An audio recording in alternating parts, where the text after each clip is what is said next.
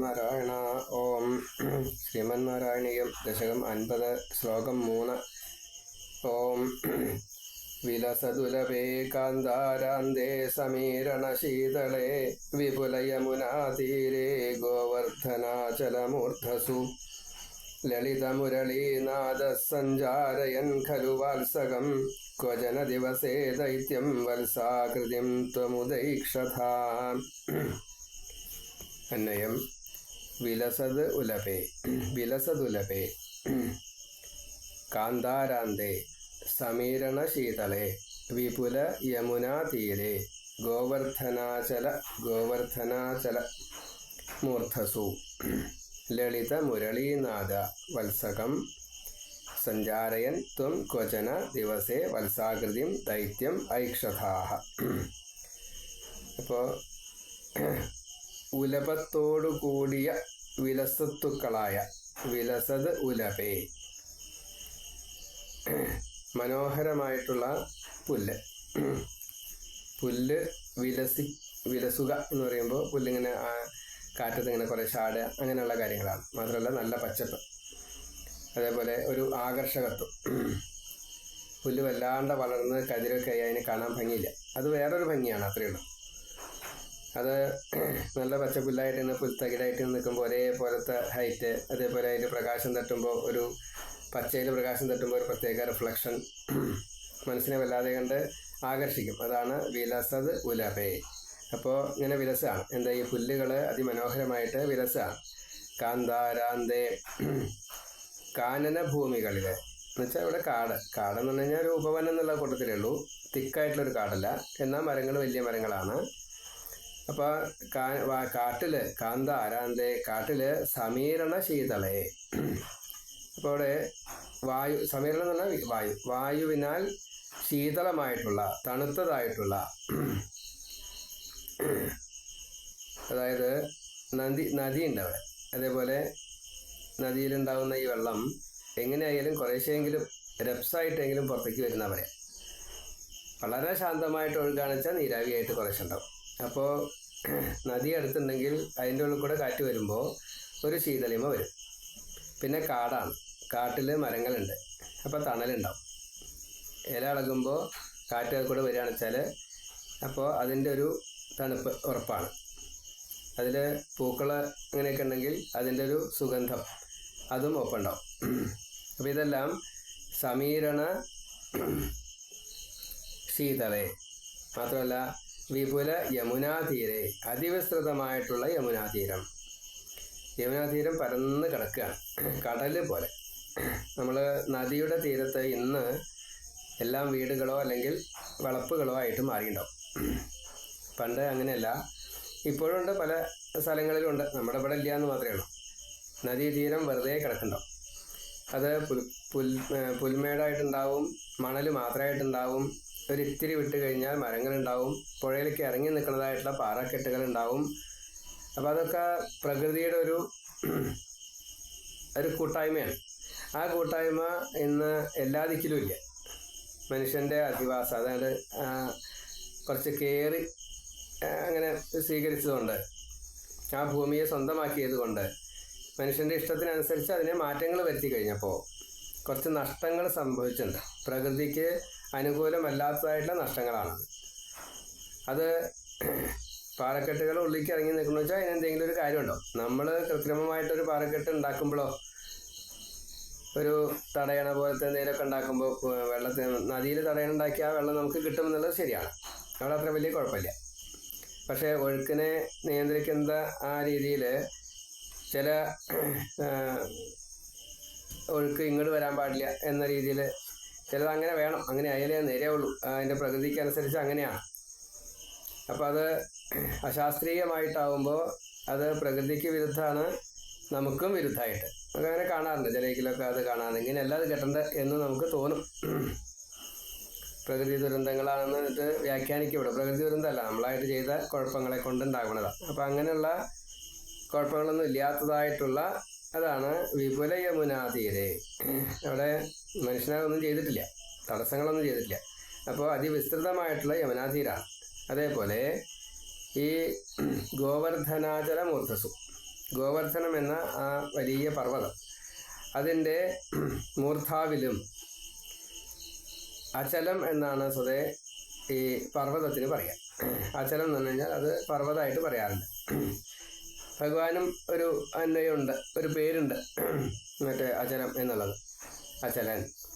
അപ്പോൾ ഭഗവാന്റെ ഈ ഏറ്റവും ഇഷ്ടനായിട്ടുള്ളൊരു തോഴനായിട്ടാണ് ഗോലോകത്തിലെ ഈ ഗോവർദ്ധന പർവ്വതം ഇവിടെയും വന്നിരിക്കുന്നത്. ആ ഗോവർദ്ധനത്തിൻ്റെ അചലനായിട്ടുള്ള ഈ പർവ്വതത്തിൻ്റെ മൂർധസ്വം, അതിൻ്റെ മുകളിൽ തന്നെ ലളിത മുരളീനാഥ, അതിമനോഹരമായിട്ടുള്ള വേണുനാഥത്തോടു കൂടിയിട്ട്. ലാളിത്യം അവിടെ പലതരത്തിലാണ് വ്യാഖ്യാനിക്കുക. ഒന്ന് ലളിതം എന്നുള്ളത് അതിമനോഹരം, പിന്നെ ഈ ലാളന കൊണ്ടുണ്ടാകുന്ന അതൊരു ലാളിത്യമാണ്. അതേപോലെ ഈ ലളിതമായിട്ട്, സാധാരണ മലയാളത്തിൽ പറയുമ്പോൾ ലളിതമായിട്ട് ഒരു സാധാരണ തോർത്തുമുണ്ടും ഒരു മുണ്ടും ഒക്കെ ആയിട്ട്, അല്ലെങ്കിൽ സാധാരണ തെറ്റുമുണ്ടും ഏർപ്പാടുമായിട്ട്, സാധാരണ ഒരു ഉടുപ്പായിട്ട്, അതൊക്കെ ലാളിത്യമാണ്. എന്ന കൂട്ടത്തിലുള്ള ഭഗവാന്റെ വേഷവിധാനത്തിനും അങ്ങനെയാണ്. ഒരു മഞ്ഞപ്പറ്റും ഓടക്കുഴലും കൊമ്പും വടിയൊക്കെ ഉണ്ടാവും. ആ കാട്ടിൽ നിന്ന് കിട്ടിയിട്ടുള്ള ഒരു മയിൽപ്പീലിയൊക്കെ വെച്ച്, പിന്നെ കാട്ടിൽ നിന്ന് കിട്ടിയതായിട്ടുള്ള പൂക്കളെ കൊണ്ടൊക്കെ ഒരു മാലയൊക്കെ ബാക്കിയുള്ളവരാ ചാർത്തിപ്പെട്ടത് ഭഗവാൻ തന്നെ ചിലപ്പോൾ ചാർത്തി ഉണ്ടാവും. അങ്ങനെ ഒരു പ്രത്യേക തരത്തിലുള്ള ഏർപ്പാടുകൾ. അപ്പോൾ ലാളിത്യം അവിടെ ഉണ്ട്. അതാണ് ലളിത മുരളീനാഥ. ആ ഇങ്ങനെയുള്ള ഭഗവാൻ എന്താ ചെയ്യണത്? അതിഗംഭീരമായിട്ടുള്ള ഓടക്കുഴൽ വിളിയ കൊണ്ടാണ് മുരളീനാഥം ചെയ്യാണ്. ഓടക്കുഴൽ കൊണ്ട് എങ്ങനെയൊക്കെ നാദം ഉണ്ടാക്കുന്നു, അതിൻ്റെ മാക്സിമത്തിലുള്ള അതാണ്.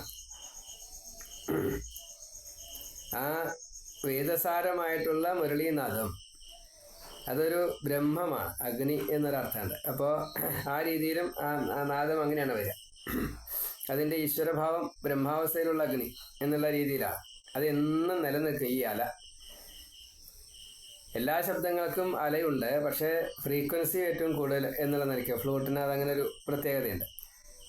അപ്പോൾ ഈ വേദസാരം 14 സ്വരസ്ഥാനങ്ങൾ, അത് ഹ്രസ്വമായിട്ടും പ്ലുതമായിട്ടും അതുപോലെ തന്നെ കൂടുതൽ വളരെ ദീർഘമായിട്ടും ഒക്കെയുണ്ട്.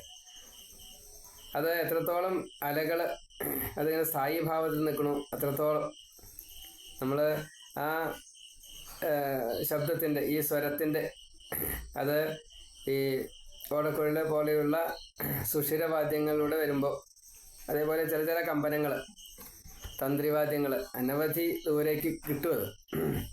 അപ്പോൾ അത് പ്രത്യേകതയാണ്. കമ്പനങ്ങൾക്ക് അങ്ങനെ ചില പ്രത്യേകതകളുണ്ട്. എന്ന കൂട്ടത്തിൽ ഇതും ഇതിൻ്റെ ഫ്രീക്വൻസി അങ്ങനെയാണ്.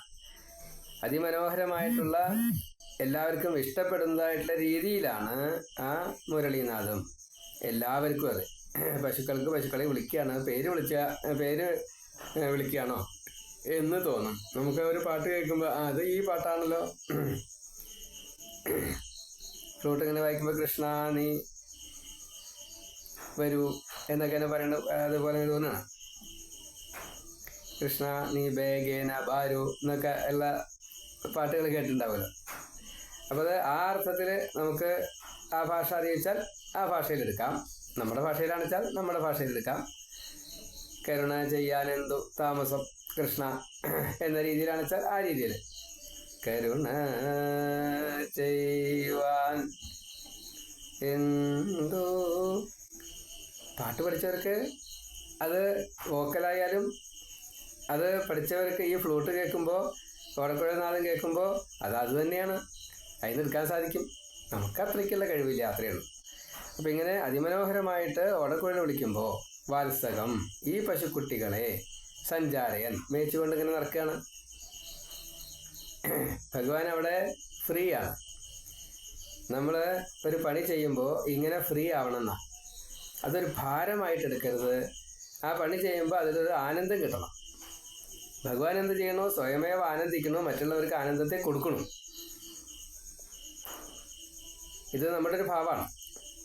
നമ്മളൊരു പണി ഏറ്റെടുക്കുമ്പോൾ അത് ഭാരമായിട്ട് ഞാനാണ് ഇത് ചെയ്യണത്, ഞാൻ കൂട്ടിയാലേ പറ്റൂ, ഇത് കുറച്ച് നല്ലോണം മത്സരിച്ച് ചെയ്യേണ്ടതാണ് എന്നൊക്കെ വിചാരിച്ച് ഘനം ഗംഭീരം അങ്ങനെയല്ല വേണ്ടത്. പിന്നെ ഞാൻ ചെയ്താലേ ഇത് നിരയാവുള്ളൂ. അപ്പോഴേക്കാണ് കൂടി ഞാൻ ഇല്ലാച്ചപ്പോൾ നിങ്ങൾ എന്താ കൂട്ടിയാൽ പറ്റുക? കർഷകർ ഈ ഞാറ് നടുക അങ്ങനെയൊക്കെ ചെയ്യുന്നവരെ കൊയ്യുക മെതിക്കുക അവരില്ലാച്ചാൽ എങ്ങനെയാ നിങ്ങൾ ഉണയിക്കുക എന്ന് ചോദിക്കുന്ന കൂട്ടത്തിലേ ഉള്ളൂ. ഇന്നിപ്പോൾ അതിൻ്റെ ആവശ്യമില്ല. കാരണം യന്ത്രം വന്നിട്ട് അത് വിതയ്ക്കാനും യന്ത്രമുണ്ട്, നടാനും യന്ത്രമുണ്ട്, കൊയ്യാനും യന്ത്രമുണ്ട്, മെതിക്കാനും യന്ത്രമുണ്ട്, നെല്ലിൽ നിന്ന് അരി ആക്കിയിട്ട് എത്താനും യന്ത്രമുണ്ട്, അതിവിടെ എത്തിക്കാനുള്ള വാഹനം അത് യന്ത്രമാണ്. ഇനി നമുക്ക് വെക്കണച്ചാലും ആ രീതിയിലൊക്കെ തന്നെയാണ്, യന്ത്രം കൂടുതലായി. അപ്പോൾ ആ ചോദ്യത്തിന് അർത്ഥമില്ല. ഞങ്ങളില്ല വെച്ചാൽ നിങ്ങളെങ്ങനെയാണ് ഊണഴിക്കുക എന്നുള്ളത് അർത്ഥമില്ല. അപ്പം അത്ര വിഡ്ഢിത്തരാണത്. നമ്മൾ പണ്ട് അനുഭവിച്ചുള്ള ഒരു വിഡ്ഢിത്തരം പറഞ്ഞതെന്ന് മാത്രമേ ഉള്ളൂ. അവരുടെ ഈ സങ്കല്പം എത്ര മിഥ്യയാണ് എന്നുള്ളത് വളരെ കുട്ടിക്കാലത്ത് തന്നെ അവരെ നിഷേധിച്ചുകൊണ്ട് എനിക്ക് പറയാൻ സാധിച്ചിട്ടുണ്ട്. അന്ന് യന്ത്രമൊന്നുമില്ല, ട്രാക്ടർ പോലും ആയിട്ടില്ല അന്ന്. ട്രാക്ടർ ഇറങ്ങുന്നതിന് മുന്നത്തെ കാര്യമാണ്. ഞങ്ങളില്ലാച്ച ഞങ്ങളെങ്ങനെയാണ് ഊണഴിക്കാൻ ചോദിച്ചു. ഞാൻ പറഞ്ഞത് ഞാൻ വെക്കും, ഞാൻ പൂട്ടും, ഞാൻ നടും, ഞാൻ കൊയ്യും, ഞാൻ നെല്ല് വെക്കും, നെല്ല് കുത്തും, നെല്ല് ചേറും, അരി ചേറും, നെല്ല് ചേറും, അരി ചേറും, എല്ലാം ചെയ്യും. ഒരു പരിഭ്രമവുമില്ല. പക്ഷേ ആരോഗ്യം വേണമല്ലോ. അതാത് പ്രായത്തിലല്ലേ പറ്റുള്ളൂ. ആ പ്രായത്തിലത് പറ്റും. അതുകൊണ്ടത് ചെയ്തിട്ടുണ്ട്. തേവാനായാലും വെള്ളദേവ ഇല്ലേ, എല്ലാറ്റും. അപ്പം അതങ്ങനെ എല്ലാവർക്കും പറ്റില്ല. നടാനും മറ്റേ വരമ്പ് വയ്ക്കാനും എല്ലാം കൂടിയിട്ട് ഒരാൾക്ക് പറ്റില്ല. നമ്മളത് ചെയ്തിട്ടുണ്ട്, ധൈര്യമായിട്ട് തന്നെ പറയണം. അപ്പോൾ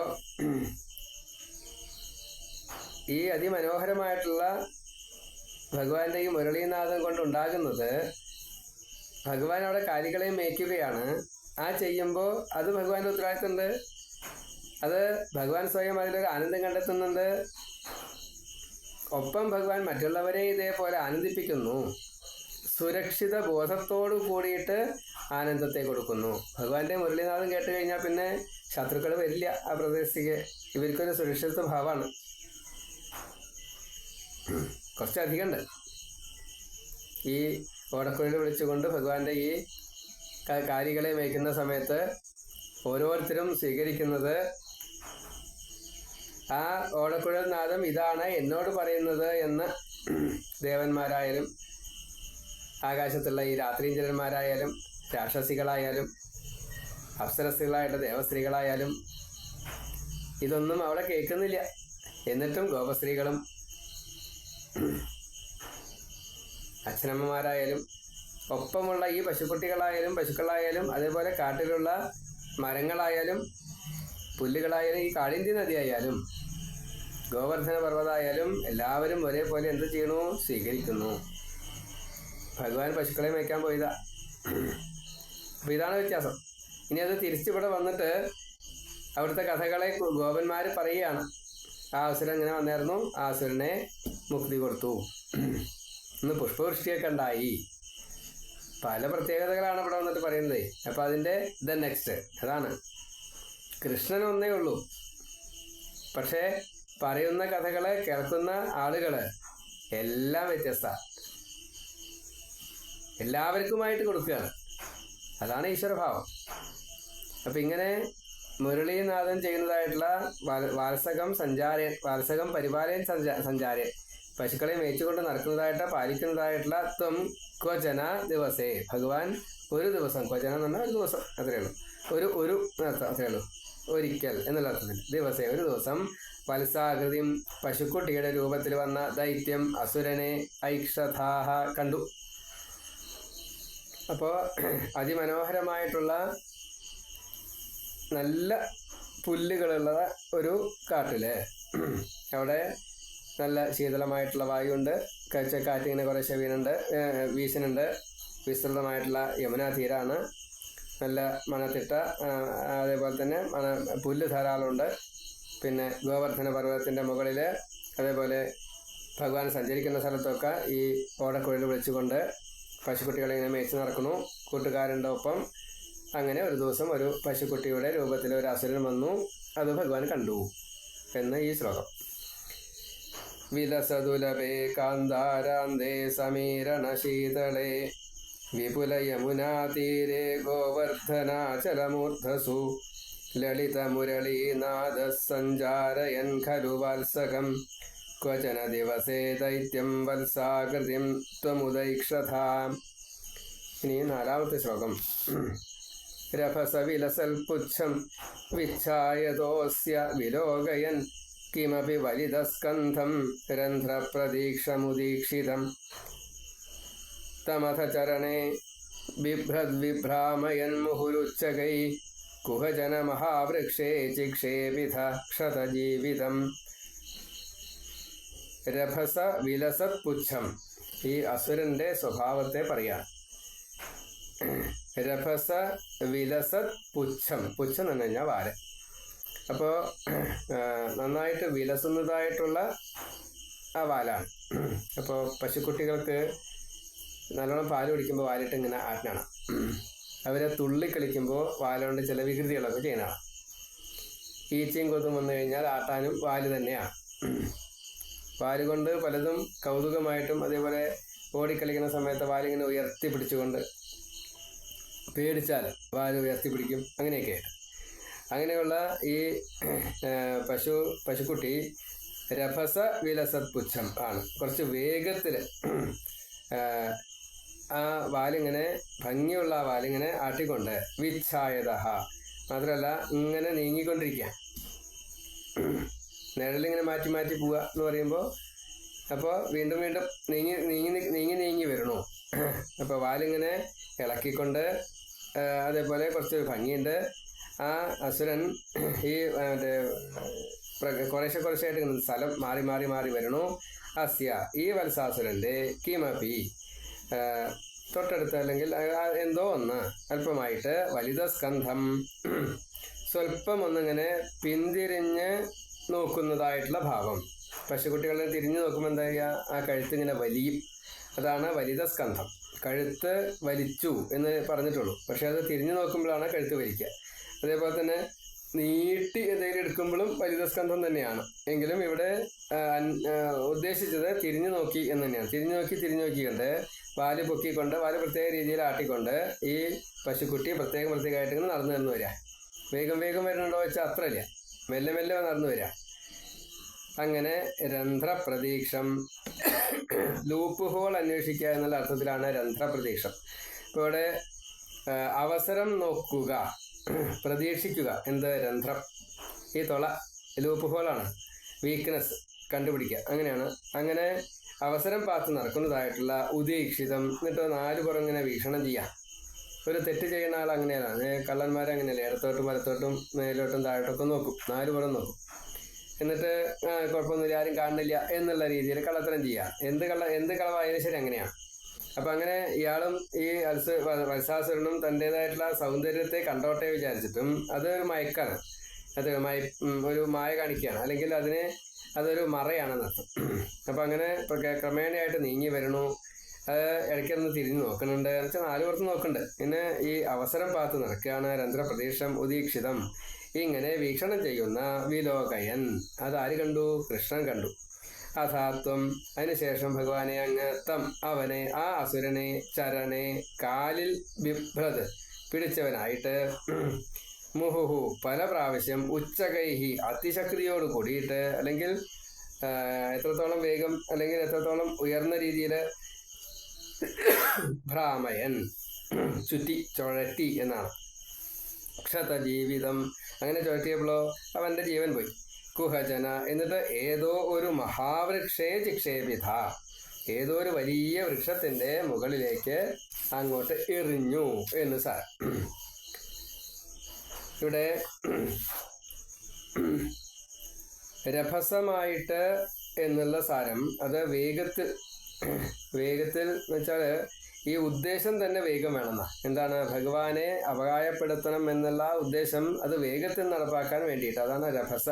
പിന്നെ ഒരു പ്രവൃത്തി ചെയ്യുമ്പോൾ ഓരോരുത്തർക്കും ഓരോന്നാണ് വരിക. വാലുള്ള ജീവികളൊക്കെ വാലിൻ്റെ മുകളിൽ ആ വികൃതി കാണിക്കും. നമ്മൾ നമ്മുടേതായിട്ടുള്ള വികൃതികളിലെ കയ്യോ കാലോ അല്ലെങ്കിൽ തലയോ അല്ലെങ്കിൽ ഒക്കെ പലതും മറക്കേണ്ടതും മറച്ചും കൊണ്ടും അങ്ങനെ പല രീതിയിലാണ് നമ്മൾ ചെയ്യുക. ഓരോരുത്തർക്കും ഓരോന്നുണ്ട്. പക്ഷിമൃഗാദികൾക്കൊക്കെ കുറഞ്ഞനാണിച്ചാലൊക്കെ വാല് തന്നെയാണ്. അങ്ങനെ രഭസ വിലസത് പുച്ഛം, ഇങ്ങനെ കുറച്ചൊരു വേഗത്തിൽ അത് ചലിപ്പിച്ചുകൊണ്ട് എന്നാൽ കുറച്ചൊരു മനോഹരമായിട്ടുള്ള വാലോട് കൂടിയിട്ട് നടക്കുന്നതായിട്ടുള്ള ഈ വത്സാസുരൻ വിച്ഛായുധ നടക്കുന്ന, അല്ലെങ്കിൽ ഇങ്ങനെ വേഗം നടന്ന് എഴഞ്ഞു വരിക, അല്ലെങ്കിൽ എന്താ പറയുക, നിഴലിൽ നിന്ന് മാറിയിട്ട് അടുത്ത നിഴൽ, അങ്ങനെ നിഴൽ മാറുമ്പോൾ എന്താ ഉണ്ടാവുക, നടക്കുക. അപ്പം ഇങ്ങനെ വേഗം നടക്കുന്നതായിട്ടുള്ള ഈ വത്സാസുരൻ്റെ മറ്റേ കഴുത്തൊന്നിങ്ങനെ ലേശം പിന്നാക്കം തിരിഞ്ഞു നോക്കുന്നതായിട്ടുള്ള, പിന്നാക്കം എന്ന് മാത്രമല്ല അങ്ങോട്ടും ഇങ്ങോട്ടും ഒന്നിങ്ങനെ തിരിഞ്ഞു നോക്കുമ്പോൾ കഴുത്ത് അങ്ങനെ വലിയതായിട്ടുള്ള ഈ കഴുത്ത് പുറകോട്ട് തിരിഞ്ഞു നോക്കിക്കൊണ്ട്, പിന്നെയോ ചുമല്, പശുക്കുട്ടിയാണെങ്കിലും ഈ അവിടത്തേക്ക് പശുക്കുട്ടികൾ നല്ല കൂഞ്ഞൊക്കെ ഉണ്ടാവും, അങ്ങനെയൊക്കെയാണ്. അപ്പോൾ ആ കുട്ടിയാണെങ്കിലും മറ്റേ നല്ല വലിപ്പമുണ്ടെന്ന് സാരം. അങ്ങനെ വലിപ്പമുള്ളതായിട്ടുള്ള ഈ കഴുത്തോട് കൂടിയിട്ട് പഴുത് പ്രതീക്ഷിക്കുന്ന ലൂപ്പ് ഹോൾ, തുള അന്വേഷിക്കുന്നതായിട്ടുള്ള, എല്ലായിടത്തും നോക്കുക എന്ന ഉദീക്ഷിതം ചെയ്യുന്നതായിട്ടുള്ള ആ അസുരനെ വിലോകയൻ കണ്ടറിഞ്ഞതായിട്ടുള്ള ഭഗവാനെ അങ്ങ് വളരെ വേഗം തന്നെ അവൻ്റെ പിൻകാലിൽ പിടിച്ചു എന്നാണ് ഭാഗവതം കുറച്ചുകൂടി പറയുന്നുണ്ട്. വാലും പിന്നിലത്തെ 2 കാലും കൂടിയിട്ട് പിടിച്ചു. എന്നിട്ട് ആകാശത്തേക്ക് അങ്ങോട്ട് ഉയർത്തി, എന്നിട്ട് വട്ടം ചുറ്റി ഭഗവാൻ അതിനെ അങ്ങോട്ട് ചുഴറ്റി, എന്നിട്ട് ഒരൊറ്റ ഏറ, ആ ഏറ് കൊണ്ടതോ വലിയ ഒരു വൃക്ഷത്തിൻ്റെ മുകളിൽ. അപ്പോൾ ആ വൃക്ഷത്തിൽ നിന്ന് ഇങ്ങനെ പ്രസൂനം പുഷ്പവൃഷ്ടി ഉണ്ടായി എന്നാണ്. ദേവന്മാരും ഇങ്ങനെ മരിച്ചു കഴിഞ്ഞപ്പോൾ പുഷ്പവൃഷ്ടി പ്രത്യേകമായിട്ട് പാരിജാത പൂക്കളെ. അപ്പോൾ ഇവിടെ മുഹുഹു ഭ്രാമയൻ, ഇങ്ങനെ ഭഗവാൻ എന്ത് ചെയ്തു, ആ ചരണെ, ആ പിൻകാലിലെ ബിഭ്രത് അതങ്ങോട്ട് പിടിച്ചെടുത്തു. എന്നിട്ടോ മുഹുഹു ഭ്രാമയൻ വീണ്ടും ചുഴറ്റിക്കൊണ്ട്, മാത്രമല്ല ക്ഷതജീവിതം, അപ്പോൾ ഈ അസുരൻ്റെ ജീവൻ പോയി. എന്നിട്ടോ ചുഴറ്റിക്കൊണ്ട് തന്നെ ജീവൻ പോയി. പിന്നെ അടിക്കൽ വേറെയാണ്. ഈ മരത്തിൻ്റെ മുകളിലേക്കാണ്ട് ഇടുമ്പോൾ ഒരു ഹാമറിങ് വരുമല്ലോ, അത് പിന്നീട് ആ ശവത്തിനെ കിട്ടിയിട്ടുള്ളൂ എന്നർത്ഥം. അതാണ് ക്ഷതമായിട്ടുള്ള ജീവിതം. പിന്നെയോ കുഹജന, ഏതോ ഒരു മഹാവൃക്ഷേ, ഒരു വലിയ വൃക്ഷത്തിലേക്ക് ചിക്ഷേപിത എന്ന് പറയുമ്പോൾ എറിയുക, അതാണ് അതിൻ്റെ അർത്ഥം. ക്ഷിപ്തമായി എന്നാണ്, എറിഞ്ഞു എന്നാണ്. അത് നന്നായിട്ട് തന്നെ എറിഞ്ഞു, അതാണ് ചിക്ഷേപിത. ഒരു ശീൽക്കാരം ഇല്ലേ, അങ്ങനെ ഒരു ശബ്ദത്തോട് കൂടിയിട്ട്, അതാണ് ചിക്ഷേപിത, നന്നായിട്ട് എറിഞ്ഞു, അതാണ്. രഭസ വിലസത് പുച്ഛം വിച്ഛായതോ അസ്യ വിലോകയൻ കിം അഭി വലിത സ്കന്ധം രന്ധ്ര പ്രതീക്ഷിതും ഉദീക്ഷിതം തം അധ ചരണേ ബിഭ്രത് വിഭ്രാമയൻ മുഹുഹു ഉച്ചകൈഃ കുഹജന മഹാവൃക്ഷേ ചിക്ഷേപിത ക്ഷത ജീവിതം. ഇനി അന്വയം. രഭസ വിലസത് പുച്ഛം വിച്ഛായതഃ അസ്യ കിമപി വലിതസ്കന്ധം രന്ധ്രപ്രതീക്ഷം ഉദീക്ഷിതം തം അസുരം വിലോകയൻ അഥ ത്വം ഭഗവാനെ തം അസുരം വിലോകയൻ അഥ ത്വം ചരണേ ബിഭ്രത്, കാലിങ്ങോട്ട് പിടിച്ചിട്ട് മുഹുഹു ഉച്ചകൈഃ ഭ്രാമയൻ ക്ഷതജീവിതം കുഹജന മഹാവൃക്ഷേ ചിക്ഷേപിത. ഇങ്ങനെ അന്വയം.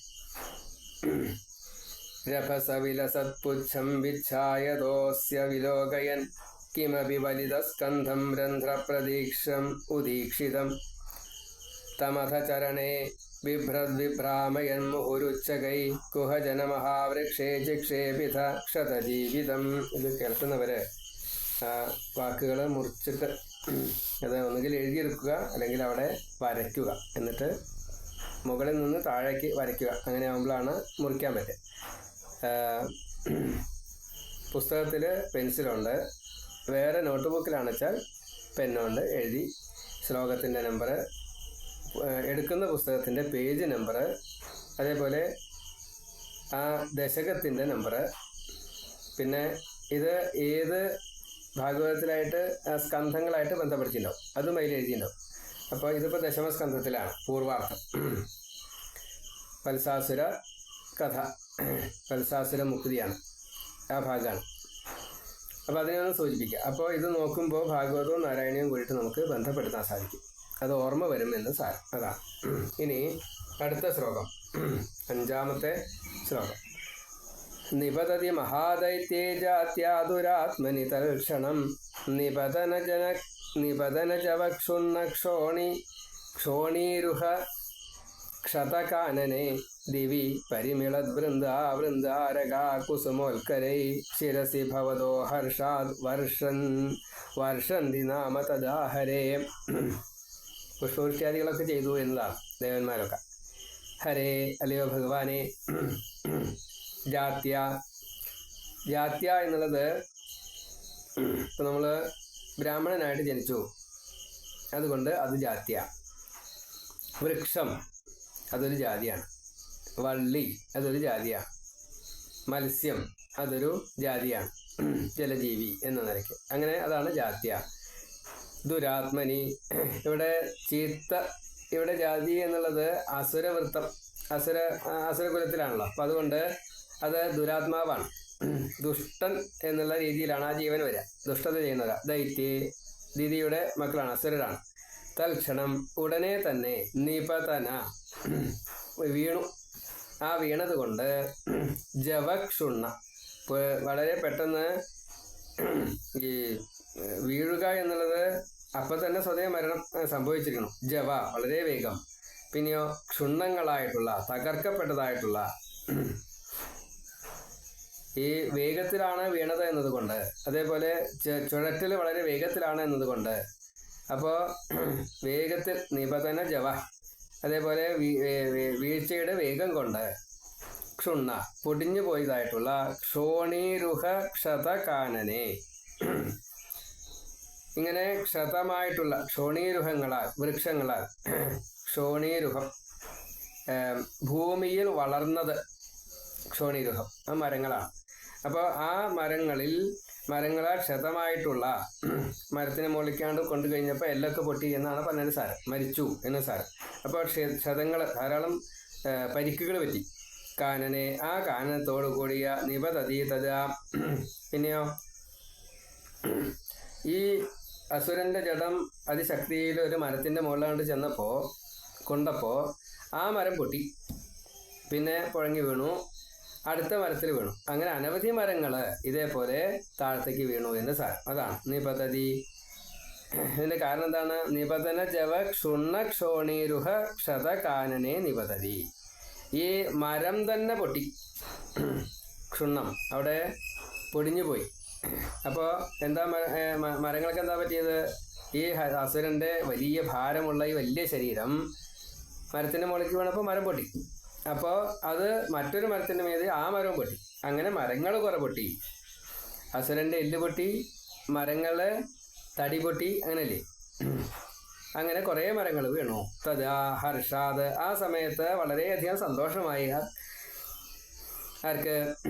കൂട്ടുകാർക്ക് സന്തോഷമായി, അതേപോലെ ദേവന്മാർക്ക് സന്തോഷമായി, ഋഷികൾക്ക് സന്തോഷമായി. അപ്പോൾ അവര് തഥാ ഹർഷാദ് ദിവി, ആകാശത്തിലിരുന്നു കൊണ്ട് പരിമിളത് വൃന്ദാഹ, മേളനം ചെയ്തുകൊണ്ട് ചുറ്റും എല്ലാവരും കൂടിയിട്ട് മേളനം ചെയ്യുക.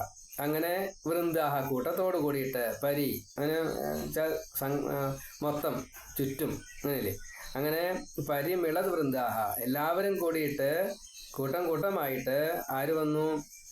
സന്തോഷമുള്ളവര് ആകാശത്ത് വന്നു. വൃന്ദാരകാഹ, ഈ ദേവന്മാര്. അങ്ങനെയുള്ള ദേവന്മാര് കുസുമോൽക്കരൈഹി, ഈ പുഷ്പം എത്രയാ ചോദിച്ചാൽ നിശ്ചയില്ല, അത്രയും പുഷ്പങ്ങള് ധാരാളമായിട്ട് കരങ്ങളിൽ എടുത്തുകൊണ്ട് ഭവതഃ, അങ്ങയുടെ ശിരസിലേക്ക്